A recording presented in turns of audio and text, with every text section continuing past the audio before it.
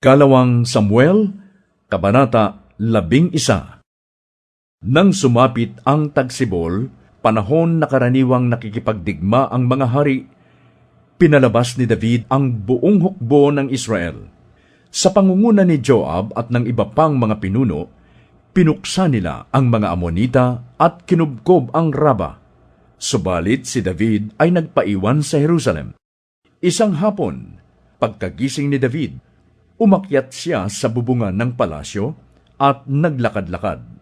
Mula roon, may natanaw siyang isang babaeng naliligo. Napakaganda ng babae. Ipinagtanong niya kung sino iyon. Sinabi sa kanya na iyo'y si Bathsheba, anak ni Eliam at asawa ni Urias na isang Heteo. Ipinakuha niya si Bathsheba na nooy katatapos pa lamang ng kanyang paglilinis, ayon sa tuntunin para sa mga babaeng nireregla. Sinipingan siya ni David at pinauwi pagkatapos. Dahil sa nangyaring ito, si Bathsheba ay nabuntis at ipinasabi niya ito kay David. Inutusan agad ni David si Joab na papuntahin sa kanya si Urias na Heteo. Iyon nga ang ginawa ni Joab. Nang dumating ito, tinanong siya ni David, "Kumusta si Joab at ang hukbo? Ano ang lagay ng labanan?" Sinabi pa niya kay Urias, "Umuwi ka na at sipingan ng iyong asawa, sapagkat nanggaling ka pa sa malayong paglalakbay." Lumakad nga si Urias. Ang hari ay nagpadala pa ng regalo para sa tahanan nito, ngunit hindi pala ito nagtuloy sa kanila. Sa halip, doon siya natulog sa may tarangkahan ng palasyo kasama ng mga bantay. Nalaman ito ni David at sinabi niya kay Urias, "Hindi ba't kararating mo lang buhat sa isang mahabang paglalakbay? Bakit hindi ka umuwi?"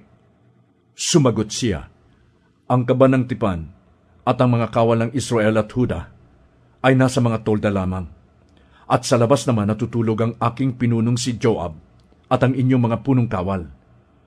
Sa ganitong kalagayan, hindi po maaatim ng aking kaloobang ako'y umuwi upang magpakaligaya sa piling ng aking asawa. Sa harapan ng Diyos, hindi ko po magagawa iyon." Sinabi ni David kay Urias, "Dumito ka muna ng isa pang araw, at bukas ka na umalis." Kaya nanatili siya sa Jerusalem ng araw na iyon. Kinabukasan, inanyayahan ni David sa pagkain si Urias, at ito'y kanyang nilasing. Hindi rin ito umuwi ng gabing iyon, bagkos natulog na kasama rin ng mga bantay. Kinabukasan, sumulat si David kay Joab at ipinadala kay Urias. Ganito ang nilalaman: "Ilagay mo si Urias sa unahan, kung saan mainit ang labanan. Pagkatapos, iwan mo siya roon at bayaan mo siyang mapatay." Habang pinapaligiran ni Joab ang lungsod, inilagay niya si Urias sa gawing malalakas ang kaaway. Lumabas ang mga kaaway mula sa lungsod at sinalakay ang mga kawal ni Joab. Napatay ang ilang pinuno ni David, kasama si Urias. Ipinadala ni Joab kay David ang ulat tungkol sa labanan. Ngunit ito ang ipinagbili niya: "Matapos mong ibalita sa hari ang tungkol sa labanan, maaaring siya'y magalit at itanong, 'Bakit kayo nagpakalapit sa lungsod?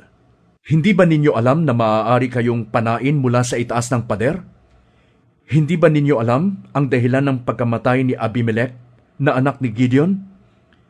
Siya'y nabagsakan ng batong gilingan na inihulog ng isang babae mula sa itaas ng pader sa Tebes.